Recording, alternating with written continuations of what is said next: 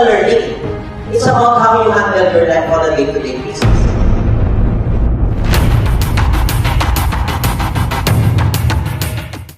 Doon tayo papasok sa paano mo i-handle yung buhay mo araw-araw para anumang direksyon ang gusto mong puntahan, hindi ka na-affected. It's not about the learning. It's about how you handle your life on a day-to-day basis. Kasi kung kaya mong i-manage ang sarili mo, in spite of mga problema dumataan sa buhay, pwede ka maging successful. Set na doon. Pwede mo bang maiwasan ang problema sa buhay? Pwede mo bang maiwasan ang struggle sa buhay?